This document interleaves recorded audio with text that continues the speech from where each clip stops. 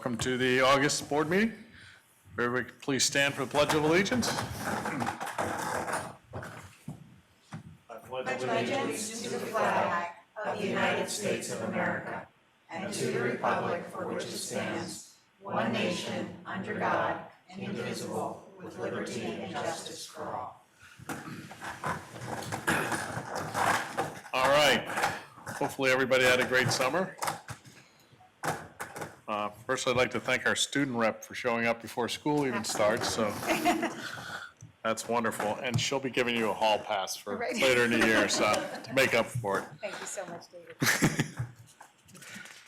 Heidi's not here to hear that. Yes. Oh, she is here. Dr. Capitola is here.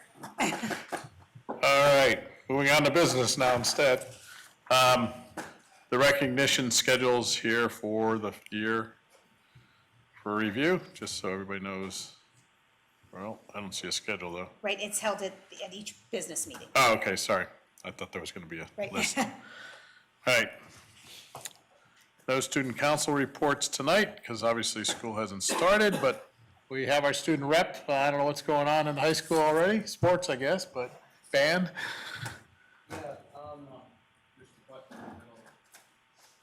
The top one. All right.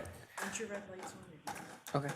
All right. So, hi everyone. I'm David Nemeth. I'm the school board rep for this year, or I'm one of the school board reps. Katie Olafson's the other one. She couldn't make it tonight. But over the summer, we brainstormed a couple of ideas together, and one of those ideas was to make the school board meetings and the proceedings of these meetings more accessible to the student body, which is who we're representing. So one of the things we noticed was watching all of the recognitions and awards that were given out at these meetings. Students outside of this room have no idea that any of this is happening to their fellow students. So we want to make that more accessible to other students in the school. So the way we thought to do this was to create an Instagram page. The Instagram's called GV School Board Reps, and currently there are pictures, the same pictures that are put on the website that we post just so other students can see what their fellow students are achieving. In the future, we hope to ask students about issues that are important to them and meaningful to them to kind of demystify the school board, because a lot of students have no idea what goes on here. Currently, we have 50 followers on our Instagram page. And we hope to utilize technology in this process because everyone now has an iPad from freshman to senior year. So that's my report. David, could I ask you to tell us a little bit about yourself as to what you're into and involved in and what you're aspiring to do so that we know a little bit about you personally? Sure. I'm part of the jazz band and the concert band at school. I like playing saxophone a lot. I think in college, I'm still working all this out through my applications, but I think I want to be majoring in mechanical engineering. It's always interested me. I like working with tools and doing woodworking. My favorite subjects are math and science. Yeah. Thank you. Well, welcome, and you've got great ideas. Look forward to hearing how they work out and everything. So, but you're right. There's always been a little bit of disconnect, so it'll be exciting to get a little more input from the students sometimes. So, good. All right. The board met in executive session beforehand to discuss some personnel and legal issues. Secretary Correspondents. Oh, I guess we should introduce Mr. Yes. Chuck Peterson, our new business manager. Yes, Chuck Peterson just started with us July 1st, and so this is his official first board meeting, although I must say there's been a lot of work done prior to today. So welcome, Chuck, and we're off to a great start. Thank you very much. It's great to be here. I'm excited for the opportunity, and I've really enjoyed the first month or so. And I apologize for not introducing you because I know I've worked with you a bunch over the summer, so it's like you've been here a while, so I forgot this was your first meeting, so. Not a problem, thank Yeah. you. Under Secretaries Correspondence, we had two items this evening. One is we had shared some letters that we received from the public with the board and attached those to the agenda, to your section of the agenda. And the other thing on the agenda tonight is the annual leadership conference for the Pennsylvania School Boards Association is being held on October 16th through the 18th at Hershey. And the delegate assembly is on that Friday attached to the leadership conference for October 18th. And the board is authorized to send 2 representatives to that convention. If the board appoints someone, then you can appoint up to 2 board members, and then as board secretary, I can send that notice to the School Boards Association so that they can register you as an official member that can have voting rights at the delegate. Dave, I would like to do that again this year, and as well as I would reach out to Mary, being since she's our legislative council representative, to see if maybe she would like to go and be the second delegate. If not, I would leave it to the rest of my colleagues. It's a very interesting half a day to be a delegate. You get to weigh in on what PSBA should and shouldn't be lobbying for and or against. It is very interesting, and it is a meaningful part and a necessary part of the process for public ed. So I will take that on, and I will work to get a second one if that's okay with you. Yep, that'll work, and it's Friday, October 18th. 18, yes. Yep. So. All right, That's all I had under board secretaries correspondence. all right, thank you. CCIU report? So we have a new executive director. Dr. George A. Fiore is on the team at the CCIU. And we have our first meeting back Wednesday of this week. So I'm sure I will have a large report next time, because we're jumping right into budget, and we're going to be very busy. And I'm definitely going to need, as we talked about last year, I'm going to need some input from my colleagues going through budget process, because I do believe that there are some areas that we need to take a look at, as well as to look at what our overall needs are for this year, and how, whether we're going to be able, based on the confines of the structure as it sits up there, whether we're going to need some assistance getting through that process. So over the next 60 days, it's going to be pretty rigorous. So stand by, there's going to be a lot more to come. And like I said, I'm going to need some input from you guys. All right. Mary's not here tonight, so there'll be no legislative report. Any other reports? All right. Superintendent's report. Yes, a lot of wonderful things happening throughout the district. One of the things I did want to share with you is the project at the middle school with the concrete. We were notified, and I want to do an incredible thank you and shout out of appreciation to Mr. Abraham, Mr. Morris, Dr. Souders, and all who facilitated the work in managing a setback, and the setback was a delay in the completion of the project. The delay will not impact the start of school. We will start school on time, August 26th, bright and early, for all students in the Great Valley School District.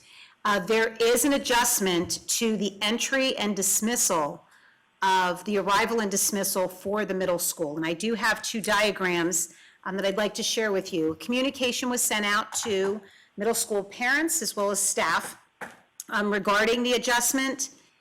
And Which folder is it? PowerPoint? Oh, I got it. Okay, thank you. And this will also be sent, a communication will be sent, I believe, on Wednesday, again to middle school parents with more detail. But just for your benefit, you'll see this is the AM drop-off. The yellow represents the buses. So the buses will come in the back parking lot as they do, around, and the buses will be throughout that arrow lined up. The students, where you see the white framing, There's a button on the side there. Did There you flip it is. up? and we'll see if it's bright enough. There we go. You'll see this white framing, that represents the fence around the project. So that is not open to folks to walk in. So that's blocking the entrance. So the buses will come up the back parking lot, go around, line up as they normally do. The students, the buses will be here, and then the smaller buses or vans will be here. Discharge the students, and they will come in this side door. For parents, they'll come in off of Phoenixville Pike, go up and around. Now, right here, as Mr. Abraham told me, so he can make sure it keeps me honest, right here, there will be a small pathway between the fence and the traffic for students to walk through as they're entering. So this, it will all be sectioned off, but the parents' drop-off will come up from Phoenixville Pike, come around, drop students off.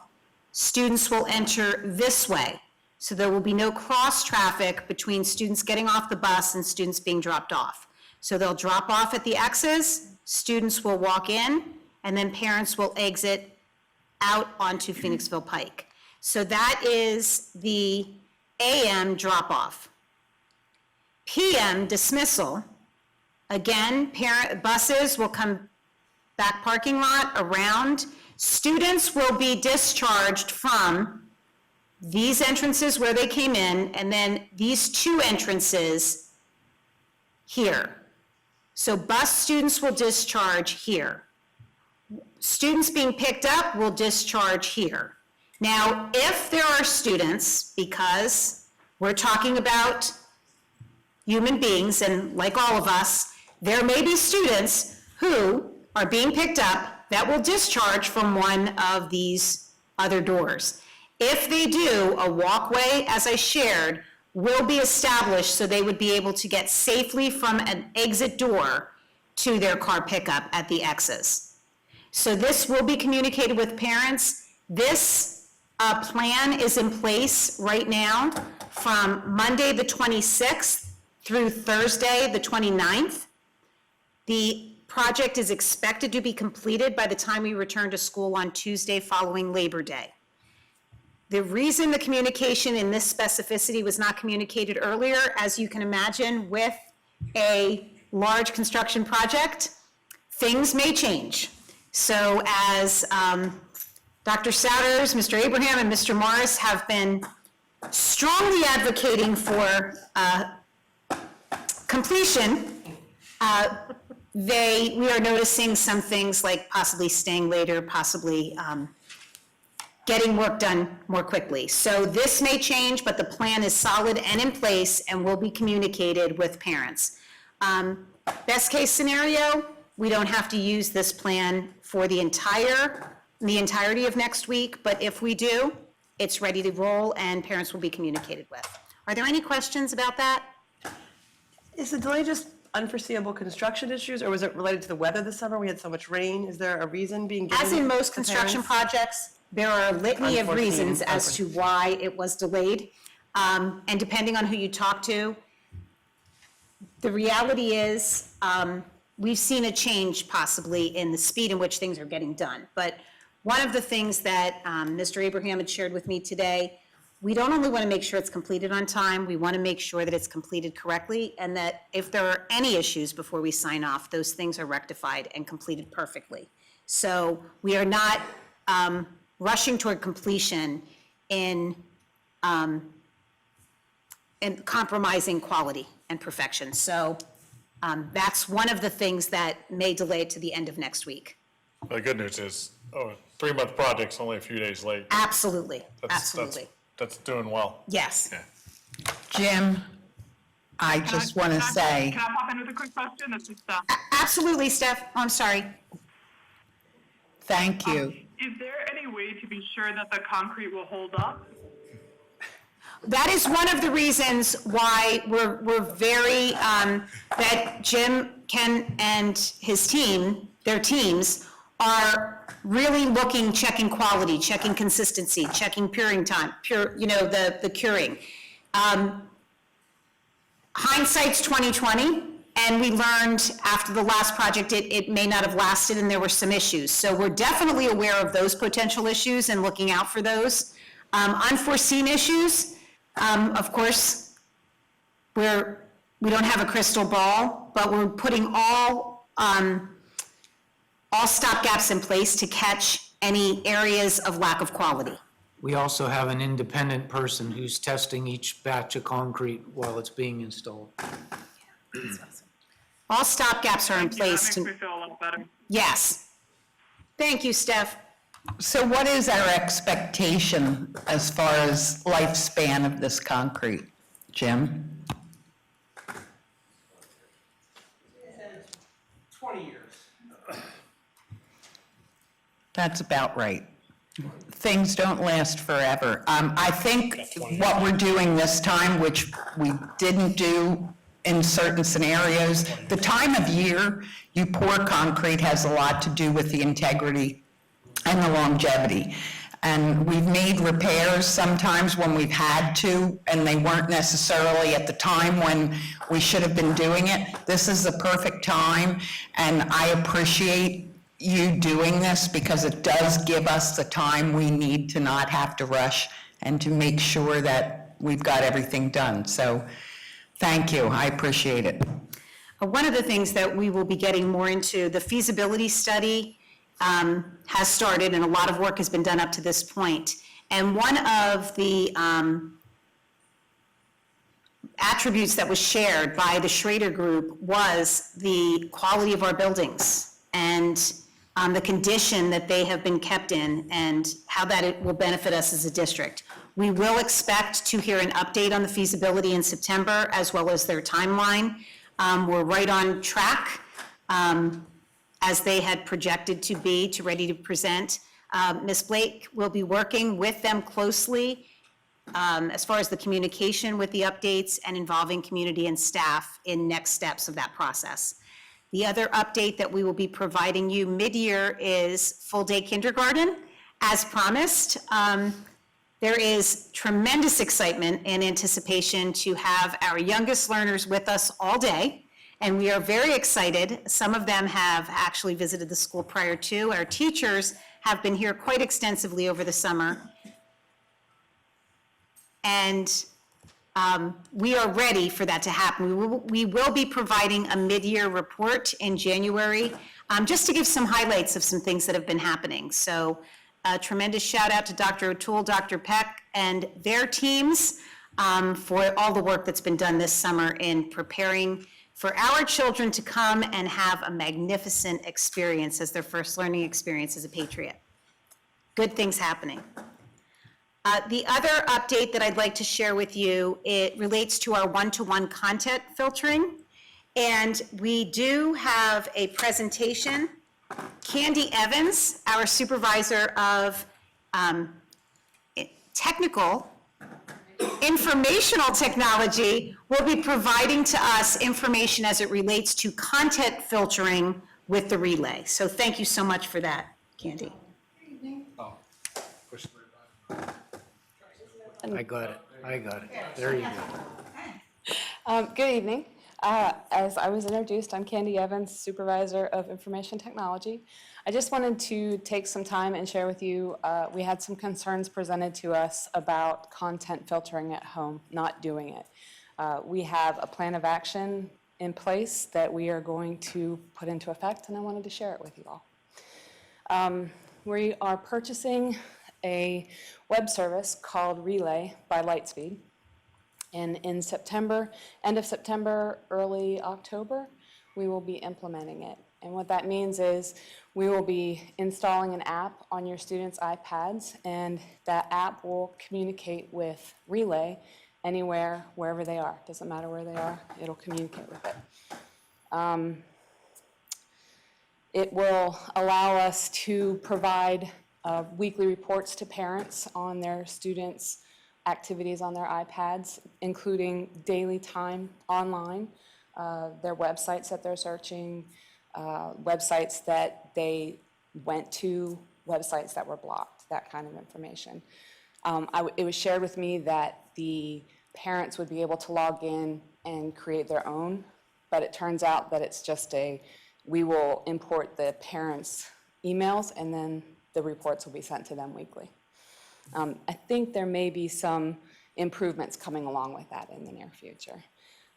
The other part of that is that the cost is going to be about $30,000. That's about $6 per student, and it's a yearly fee to the district. Does anybody have any questions? Candy? Yes, ma'am. $30,000 a year? Yes, ma'am. So is that based on a specific number of units? So if our devices Yes, ma'am. increase by 10%, that number could go up? Yes, ma'am. Okay. Plus the initial fee also before the original setup as well. So it may go down a little bit, but as we increase iPads, it'll go up. So it'll kind of balance out. Okay. We were paying for content filtering through, was it Relay previously also? No, it was Lightspeed. Lightspeed. Light- This and is they another only- product by Relay, Correct. Lightspeed. Correct. This is their latest content filter. So do we know what the differential in the cost is from this product to the one we previously used? The one that we previously used, we can't content filter at home. That's why we're moving in this direction. Yeah. I think it's a great idea. It just, like, the number is astounding, but when you break it down, $6 per is not It's worth it, I think. astronomical. It is worth it, definitely. Thank you, Candy. And I just want to take a moment, and I thank Candy for coming up with a solution so very quickly. This was brought to our attention last week, and I want to thank Mrs. Gunderson for bringing it to our attention. It was mentioned because of the lack of awareness that some parents didn't realize that when their children were on their device outside of school, the content was not being filtered. So our plan was to share with parents to make them aware of that. And I have to thank Candy, who researched and came back to us and said it is possible to make sure that we are doing that. And I think for the safety of our children, especially in the climate in which we live, it is well worth the cost and the investment in just monitoring to make sure that we're keeping our students safe. And that we're keeping parents aware. Yeah, and the good news is that this is an app that just gets pushed out to all of our devices that the district owns, and so it's seamless to everybody. It's not like, And the kids can't close it. and the kids can't close it. Yep, even better. Yep, exactly. So- Is there any risk that some of the older students stuff they might need might get filtered out because the filter is too tight or something? There are evening rules and daytime rules, so it's possible to allow for a looser set of rules for the evening as compared to daytime. And for different populations of students as well? Yep, we can make as many rules as preferred. It's probably just something we should take back and make sure the student body, particularly the high school, feels like they can still access what they need through their device. Having had a high school student recently, I know there was a lot of frustration among some of the high school students with things, even in the school building, not even, outside, obviously there wasn't filtering, but inside, not being able to access certain things and having to wait a long time to get them. Do you think this will be more restrictive, or is it pretty much the same as far as? I think we've, through the last couple of months, we've kind of opened up a little bit for the high school especially to allow them more access, but it's an ebb and flow kind of thing. We adjust it as we see things are brought to us. I have a second question too, I didn't mean to cut you off. For the parent reports, is it getting pushed out automatically to all parents? Are we flooding their email with reports every week, or do they have to request to be on a report list to get them? At this point, I don't have an answer for that. I haven't worked through all the logistics of that, but I think we should probably request parents if they would like to have it. But I'll work out the logistics and I'll get back to you about it. You're welcome. Yes, sir. What's the time delay? Can I Like, ask say, Wait a minute. Good stuff. say there's like a website that a teacher wants students to be able to access. How long will it take for the tech department or whoever is controlling this to adjust the filter to allow access to that? It usually takes maybe 10 minutes to adjust the filter. I just have to be informed of it, that's all. Okay. Steph? Yeah, quick question. If a student or a group of students has a recommendation for the tech department and says, hey, you know, we keep coming into this problem in our AP history class when we're trying to research this subject, what should the process be for letting the tech department know? Currently, what we do is we have the teachers submit an issue track, and they're generally assigned to one of our techs, and our techs will look at the website, and we'll send the website to the principal and ask the principal if it's okay to open, and then if they agree with it, then we open the website. So it depends on the turnaround and how busy everybody is. Is there a process for students directly to contact the tech department? The kids have Or access does it to have issue go through the track. teacher? Kids have access to issue track. They can submit a request for the website to be open. Again, it'll go through the principal, and we'll go from there. Okay. Okay, and then just for my own edification, is this all students or students in high school, middle school, like? This will be for every student. I allotted for 5,000 devices. Okay. Wow. Okay, Every- so I meant could all students do an issue track? Could all students, you know, could a second grader theoretically say, hey, you know, The second graders don't have or iPads. is it only high school? It's anybody from 4th Well- grade through 12th grade. Anybody who has an iPad? Okay, I'll rephrase my question. Could a 4th grader petition for a website, or is it just one population of the school? No, anybody can, they have access to issue track. It's an email they fill out, and they send it Okay. off. Okay, So anybody okay, I can. just wanted to make sure that everybody had access or what the rules were. Okay, thank you. No problem. Will you be teaching students how to use the issue track? I don't remember ever learning how to do it. Some students picked it up, but I don't think the majority of students know what issue track is. I can pass that on to Mr. Rasmussen and have his people try to put out some videos and see what they can do for you guys. Good suggestion. It is a good suggestion. Thank you so much, Candy. You're very welcome. Thank you. You're welcome. Thank you, Kim. All right, drum roll on our enrollment. Next, you'll see there our enrollment report. And one of the questions that comes up every year is the question of, and was that added as an attachment? Beautiful. I know you have it all in your attachments. When we look, the question comes up frequently each year related to at which point do we add a section and concern with class sizes. We have had class size guidelines in place in the district for a number of years, and our guidelines are not caps, they are simply guidelines. So for kindergarten and first grade, the guideline is 18 through 22. Second and third grade, the guideline is 20 through 24. Grades 4 and 5, the guideline is 22 to 26. Our middle school guidelines are, I believe, 24 to 28. And our high school is 26 to 30.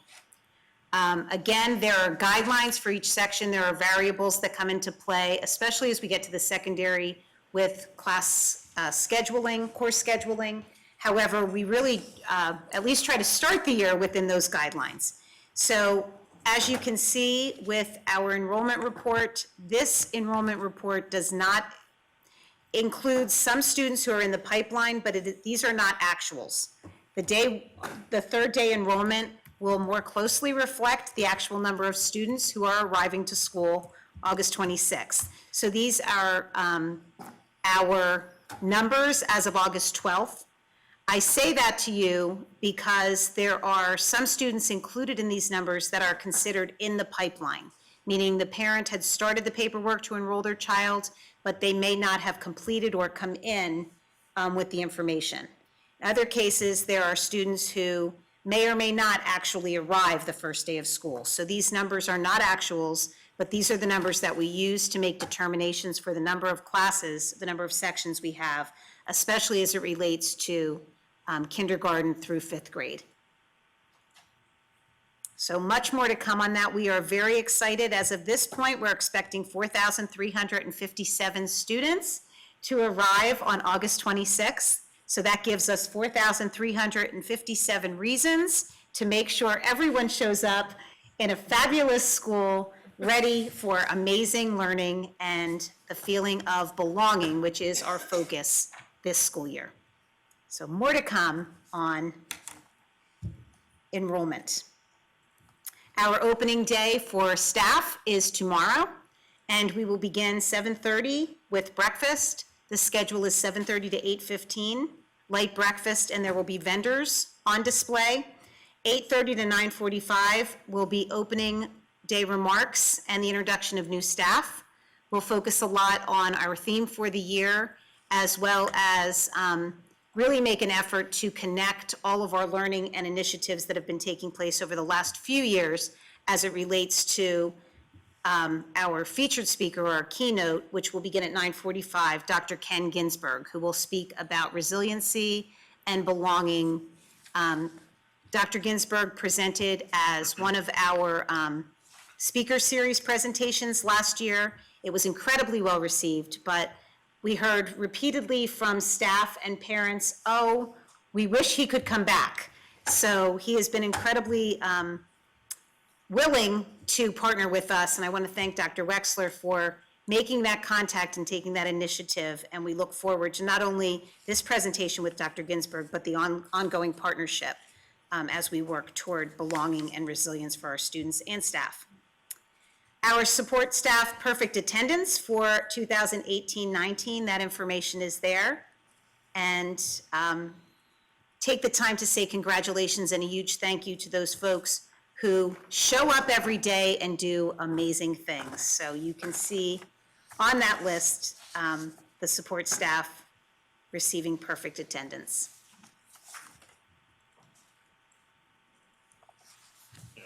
Real quick, kudos to all of them, because we have a lot of support staff, and it's amazing there's somewhere in the order of 15 or so, 18 people that do that, so. And I that's do great. believe in the past, if it's okay with you, Mr. Barrett, I will just read off the names of those folks, because I realize that we don't have the list for everyone. In the district office, we have Pat Gillespie, Bob Havrilla, Matt Nguyen, Marcia Willman, and Brett Wilson is at Katie Markley.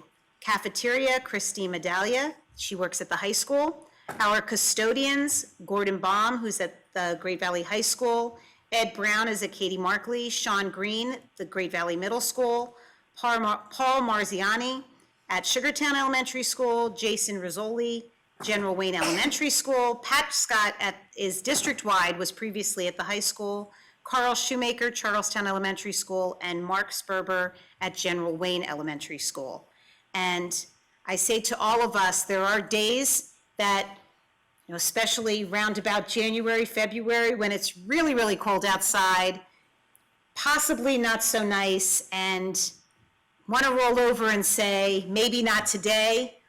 These folks said yes today. So a huge shout out and a thank you to the folks who showed up every day and what helps keep Great Valley great. So a special thank you to those support staff. Thank you. All right. All right, that ends our presentations. Next is the voting section of the meeting. If anybody has any public comments on any of the voting items, you're welcome to come to the podium, state their name and residency. All right, seeing none.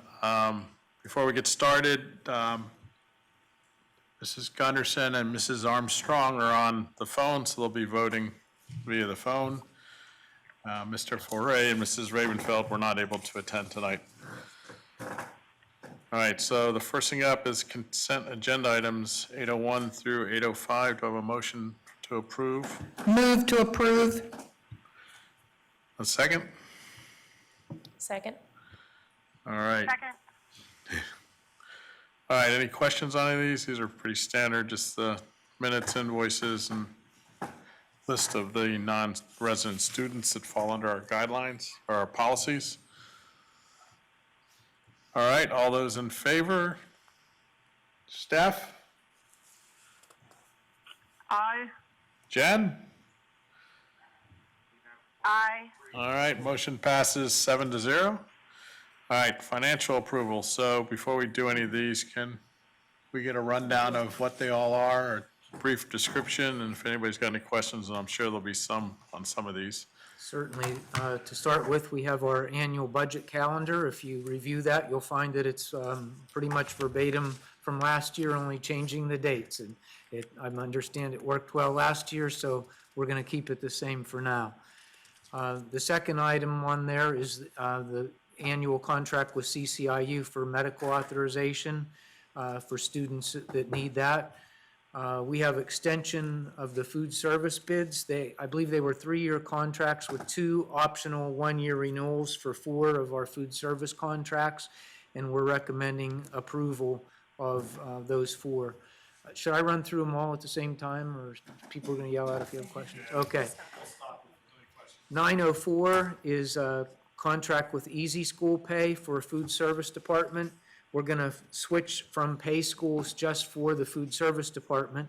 And there's some added features here that we believe are going to be very helpful for the parents and administration. The most notable for parents is that this program will give them the ability to set spending limits for their students. So we've had a lot of issues with that. I told my daughter I can see how much ice cream she eats. That's right. We also think it's going to do a better job of integrating with our Skyward system, so we're pretty excited about that. I'd like to ask a question about that. Sure. What's the charge each time a parent uploads money into the system? Because I remember I've been through a couple of these systems we've had, and it went up, and it became, I forget what it was, it might have been $3 or $4 every time you uploaded, and so it gets to a point where you'd rather send in a check, so I'm curious if this is going to cost more for parents, the same or less as the past. I believe the original system was a graduated scale. As you said, it would vary based on the amount you were doing. This is going to be a fixed amount. I'm thinking it was $1.75.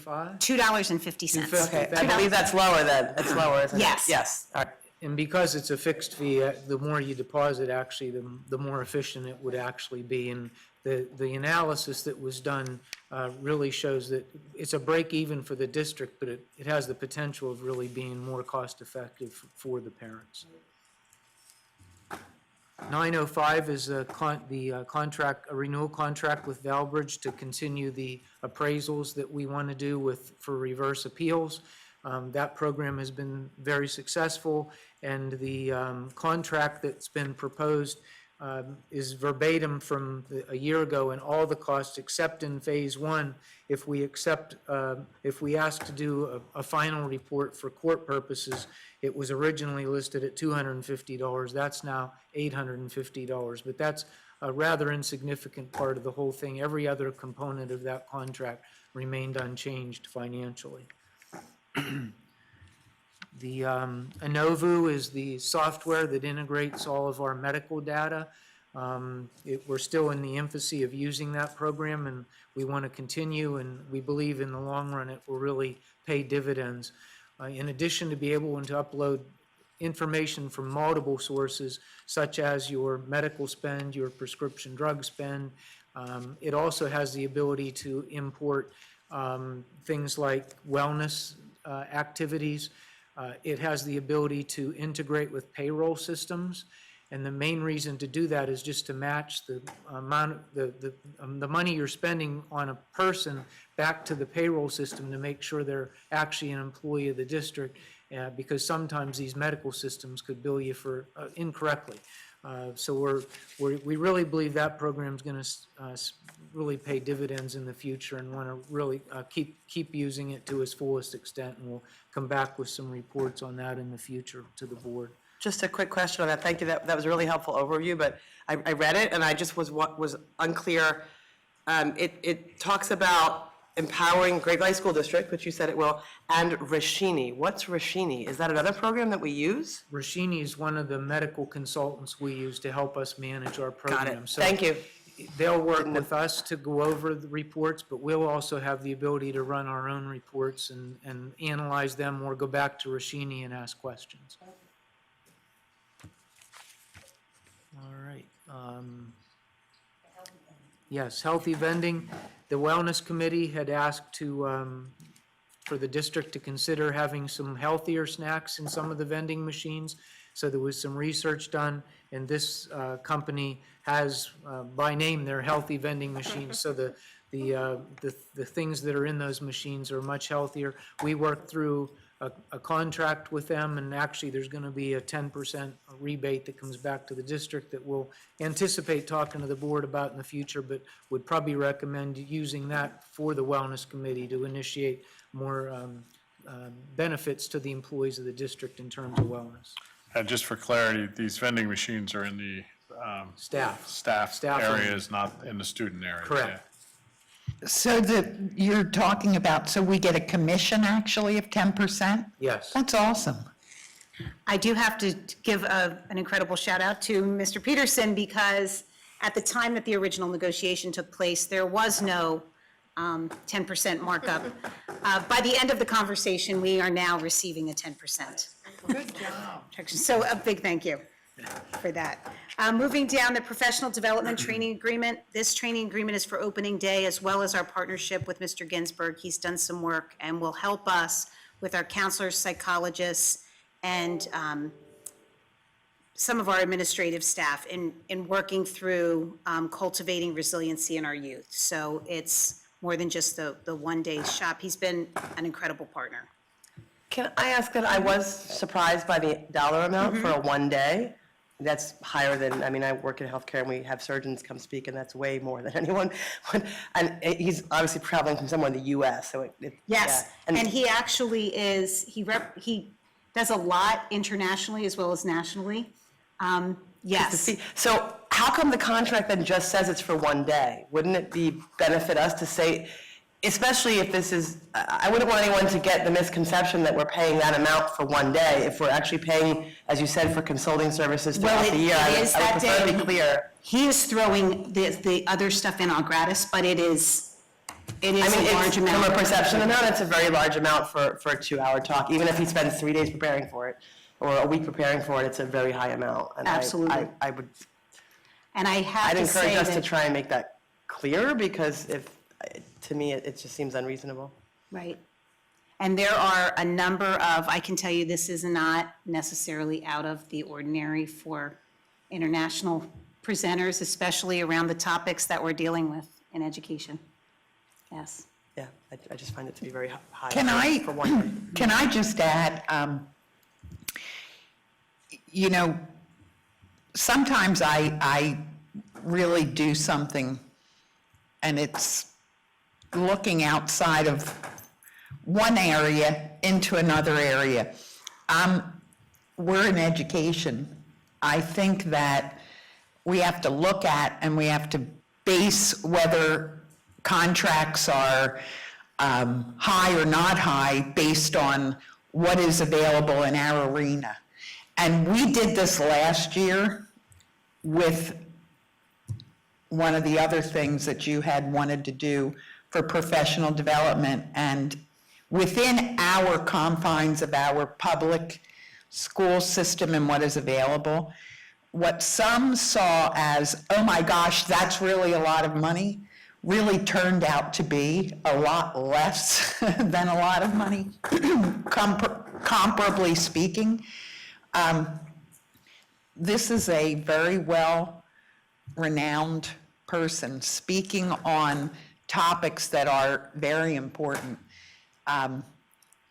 Although it might be on the high side, although from what I've looked at within our grouping, I think it is what it is. If this is something that is going to benefit us, unfortunately, we can't always take the cheapest contract. So I'm looking at this as, this is something that would benefit us greatly. Is that, can you just? Well, and I want to say, our commitment is we are definitely going to maximize the benefit. Not only the one day, we really are working hard to connect to everything that we're doing to make sure we're connecting it back. So every resource to maximize the benefit, not only to our students, the benefits from our staff to our students, but also the benefits for our staff with each other and the wellness and the health of our community. So we really will use this as a springboard and as it was used last year, and we'll continue to make sure we use that. This was not, in some cases, as Mr. Peterson was able to do with the Healthy Vending Queens, we were able to negotiate. On some venues, we're not, but we will always certainly try. This will dovetail very nicely into our work with Jeannie Stanley. That work was started last spring around our Council for Diversity and Inclusion. And our goal is to keep everything really interconnected and use each experience as a springboard rather than a standalone opportunity. I think the price is high, but it's a continuation of a dialogue that he's already started with this community. I see our feedback from last year heard in the location, and that the investment is really in Dr. Ginsburg and the experience with our staff. And I think that's, the topic is exactly where we want our adults and children in our community to be thinking. So I think it's a big investment. It's an investment. And we've taken the stand of, if we aren't putting our money proactively in healthful opportunities and really building a community of strength, the cost will be really unbelievable on the outside. So I just guarantee you we'll make sure we use this investment wisely. I don't doubt that there's a huge benefit. I just see an amount like that for a one-day speaker, whatever the industry, knowing what our budget is, and I feel the need to ask. I think it's our responsibility to check, that's all. Yeah, Thank you. it stopped me in my tracks, and I said, whoa, but then I looked, and it makes a lot of sense. Thank you. The next, the renewal of Power School.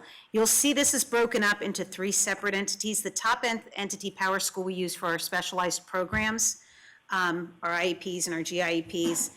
For the second itemized amount, that is our talent ed, where we use for recruiting, application pools and things like that, where folks apply through the portal and we monitor those folks. And then the third itemized is for our volunteers, our registration and clearances, where it's all monitored and kept in that database. So that is Power School. This is just a renewal.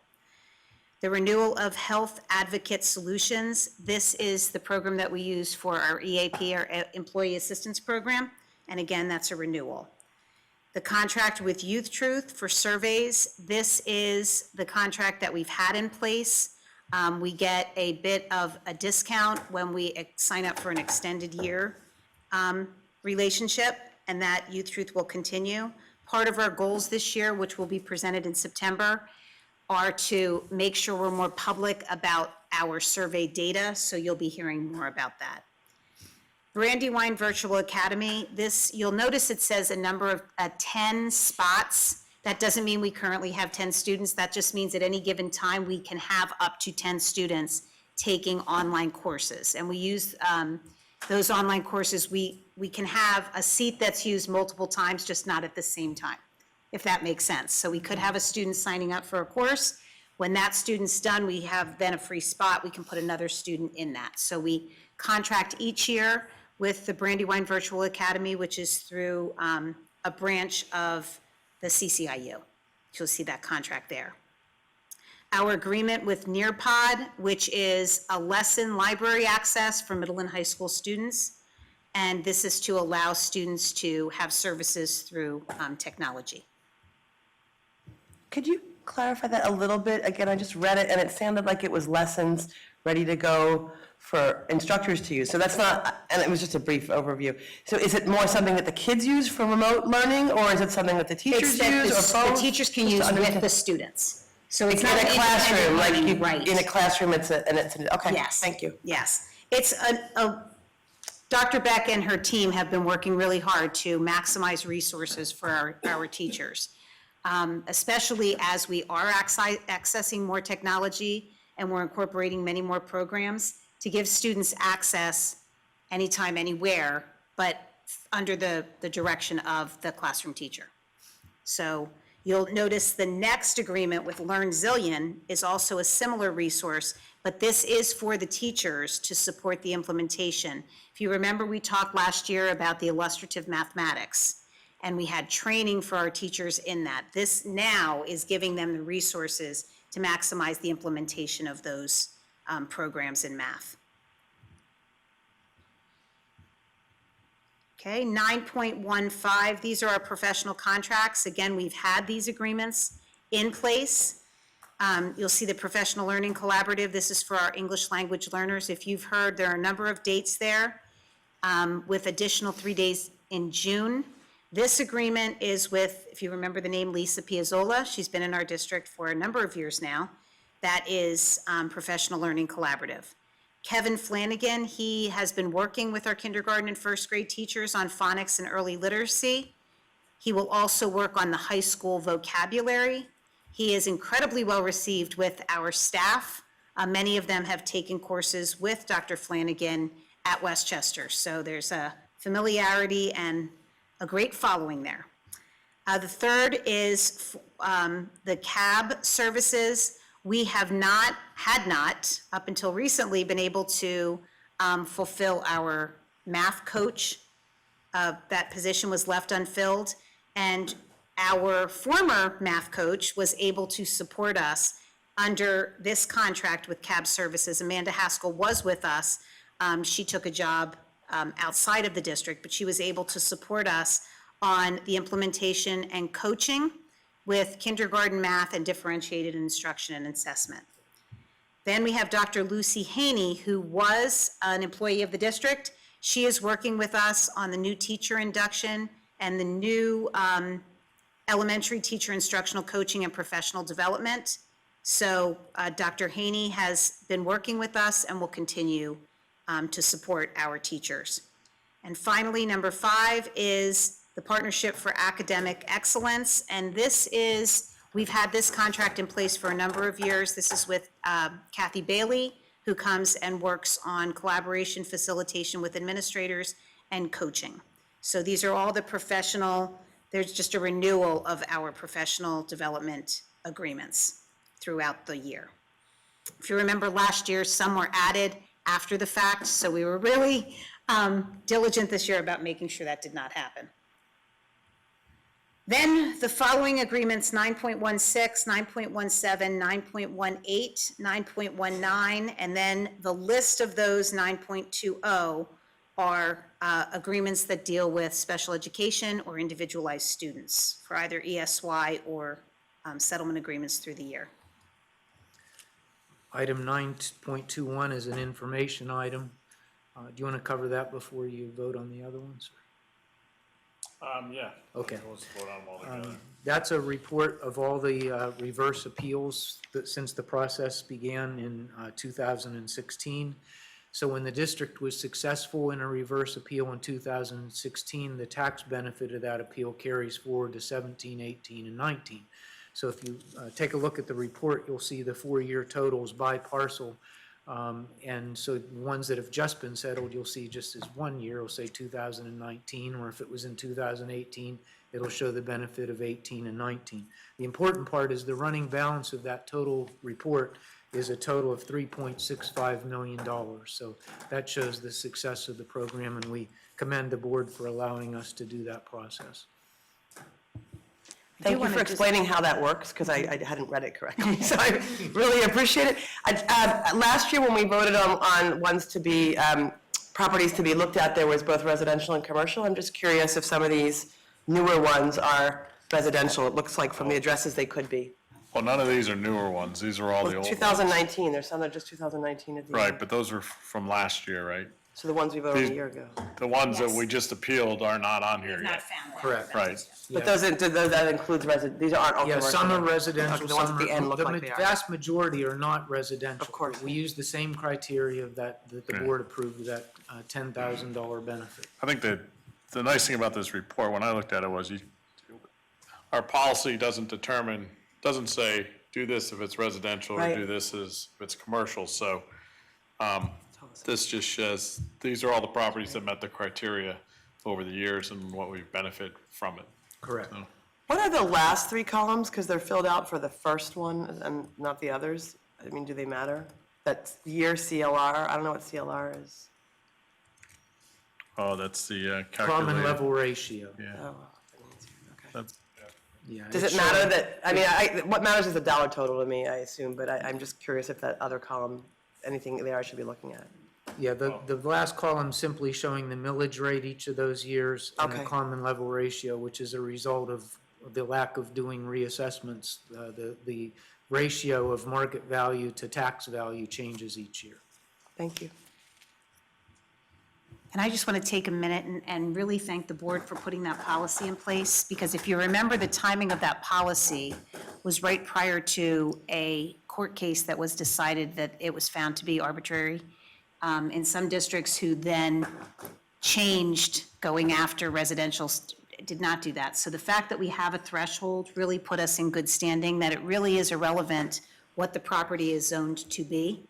It truly is the differential of how much the property has been valuated. And if that differential is more than $10,000 of a difference, that puts them on the block for us to do the reverse appeal. So it really is advantageous to have a policy and make sure we really stick to it. Just a little bit more about that common level ratio. I believe that if there was ever a reassessment of all the tax parcels, that common level ratio would be closer to 100%. So the market value, what a house sells for, would be much closer to what the actual the tax value is. So you'll see each year that percentage is falling, and it'll continue to do so until such time if there's ever a reassessment. Thank yeah, I you. think Bucks County's is like 0.2 something, it's real low, because their last assessment was like 65 or 1965, so it just continues to fall, so. And then the last item on the list there is the list of the Finance Committee meetings for the coming year. All right, perfect. I have All one right. more question that Yep. isn't about a particular contract, but it inspired a question. The Brandywine Virtual Academy, I remember reading recently that there's charter school and snow day opportunities now to, if you have an accredited charter program, you can do what a school district in New Hampshire calls them blizzard bags, where you send kids home with work. Is that something we've talked about? What do we think about that? We were notified by the Department of Education to explore whether or not, or to identify whether or not we would be interested in that opportunity or that potential, or having further discussions. When we explored this possibility, if you remember, it was approximately 3 years ago. The difficulty is, we have students who, by law, are eligible to receive specially designed instruction. And in some cases, that actually requires, that specially designed instruction is dovetailed to having a physical interaction with a student. And that's a legally binding obligation. If we were to do the Blizzard in a Bag day, we would not be able to provide that specially designed instruction. So I would not be a proponent of allowing that opportunity for some children at the discriminatory potential of others. So my response back to the Department of Education, until we find ways to truly provide free and appropriate public education to all children, independent of location and services, I believe that's a slippery slope. So that was my response at this point. I do believe that would put us in a litigious situation sooner rather than later. Thank you for bringing that up. So there might be snow days. All right. So let's, can we have a motion for approval for 901 through 920? So moved. A second? Second? All right, any other questions, comments? All those in favor? Jen? Aye. Steph? Aye. All right, motion passes 7-0. Next up is the personnel items, so there's a lot of changes on there. A motion for approval. Move to approve. I'll second. So motion and second. Any questions on any of these? Any comments? I would just like to say a very large thank you to Dr. Goffredo and his team, as well as all of the administrators and teachers who have been involved in creating such an exhaustive list. For every name on that list or every change on that list, it involved multiple meetings and multiple hours of conversation. And I really do want to say a huge thank you for all the work that went into that, as well as Dr. Goffredo's team in his office, Cheryl Worrell and Connie Ingersoll, who are, I would not be surprised, still feverishly working on getting contracts in place. So thank you.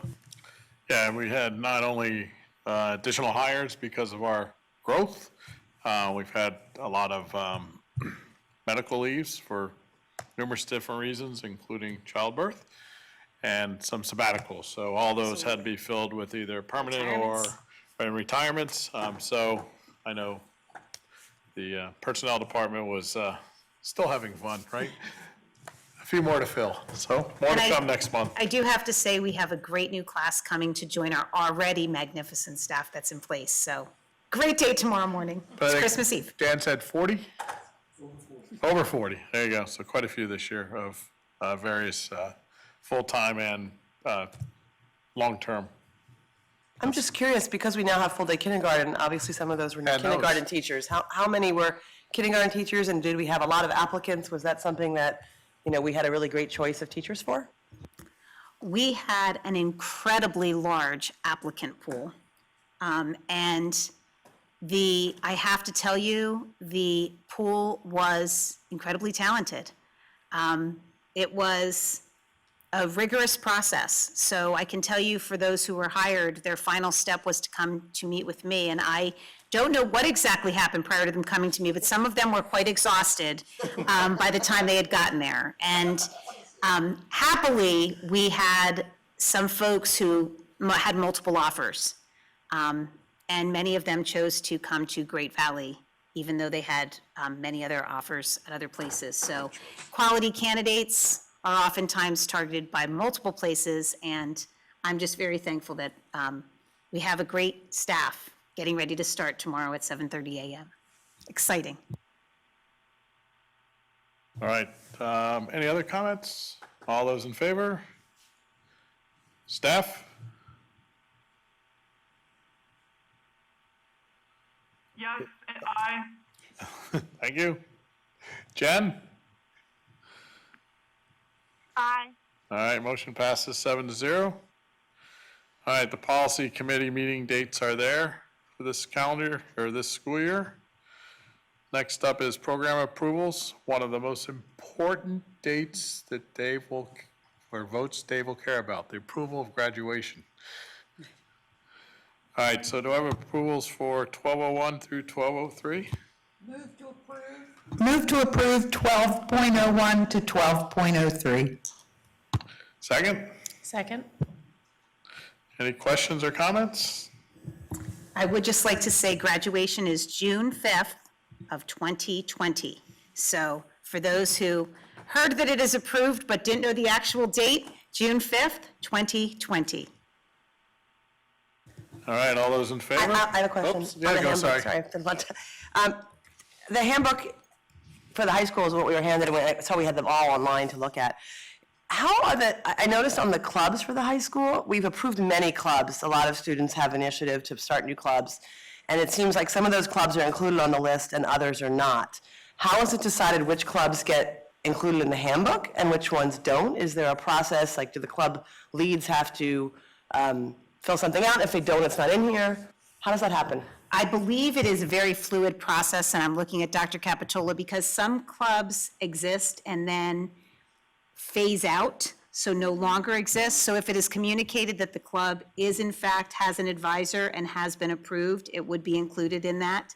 Some clubs just, it's not communicated that the club still exists. So it is a fluid process. A piece of feedback that I just received from a freshman, an incoming freshman, The freshman orientation included many of those clubs at orientation, where they actually didn't just have a description, they actually met with people in the club, and that online opportunity will continue. So the handbook is not the only place that students are made aware of that, and that will be continued to be added to online, but not in the printed copies. Because we get requests for new clubs. on a Continue. regular- Yeah, I seem to think that there's some ones that are ongoing that are active that weren't in there, but if it's an online opportunity and that's what people probably look at more often, then that's fine. Absolutely, thank you. All right. All those in favor? Oh, We didn't. I didn't get the, what? Point of order. No, you never called for a motion on the student handbook. We had the discussion prior to the motion, so now you need to call for the motion. Just I trying called- to. All three. Yeah. I called for motion for 12:01 to 12:03, and it was second. Then I asked for, comments. After we voted. That's No. why I was. No, we haven't voted. Didn't vote? No, right now. Did. No. I'm confused then, see? We've had a motion, we've had a second, and we've had a discussion. No, you made a first and a second, and then you had discussion. And now we're gonna vote. 12:01 to 12:03. Now I'm not confused. All right. All those in favor? Steph? Aye. Jen? Aye. All right, motion passes 7-0. All right, next up is facilities, transportation, and food service. So we have, We have three items listed this evening. The first is a voting item, and the second two are information items. The voting item is for you to view the list of drivers that we have with both of our transportation companies so that you're aware of who's driving the buses. This is a requirement of the school code, and it's an emphasis being put on by the Auditor General's office at this time. So we anticipate each month, as we add drivers, we'll bring those to your attention, but this is the complete list that we have right now. And then item 2 is the building use report, and item 13.03 is the meeting dates for this facilities subcommittee. all right, so do I have a motion for approval of 1301? So moved. And a second. I'll second. Any questions on 1301? All those in favor? Steph? Aye. Jen? Aye. Motion passes 7-0. All right, that ends the voting section of the meeting. I'll now open up the microphone for any resident who'd like to make a comment on any issue. All right, seeing none, we'll move on. Any other board comments? Yes, I have a comment. Yep. I have been honored to be the representative from the board to the parent key communicator parent key communicator group over the past year and a half since I joined the board. My job has now moved to a location that's too far for me to be able to come to that daytime meeting. So I regret that I won't be able to be the PKC representative. I'll really miss it. I enjoyed being part of that group, hearing directly from the parent representatives of all the schools, watching the interaction, contributing to that that back and forth discussion.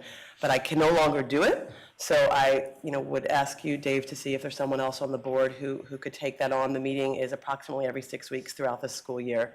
So there's really only a handful, but you do have to be available from 9:30 to 11:30 on a weekday morning every 6 weeks or so. Yeah. All right. If anybody's interested, let me know. If not, I did it before and I'd be happy to try to do it again. But that's fine. But yeah, if anybody's interested, let me know. All right. Any other comments? Yeah, I'd just like to say that I really do appreciate our whole environment. I think we have a wonderful team from Regina all the way down. We have great students. We really do have a hardworking, high-functioning school board, and I'm proud to be a member of that. So I just wanted to start back after summer, although I'm not ready to give up summer yet, guys. But I did want to just start back by saying that I recognize each and every contribution, And I am really grateful to be a member of this team. Tomorrow's going to be an exciting day, and I'm really excited to take on 40 or so more people. Bring them into the fold. You guys are a great team, and they will be too. So I appreciate it. Thank you. You guys too. All righty. Motion to adjourn? Move to adjourn. Second? Second. All those in favor? All those opposed? Jen? Aye. Steph? Aye for adjourning. All right, thank you. Have a good night. Motion passes. Good Have a night. great night.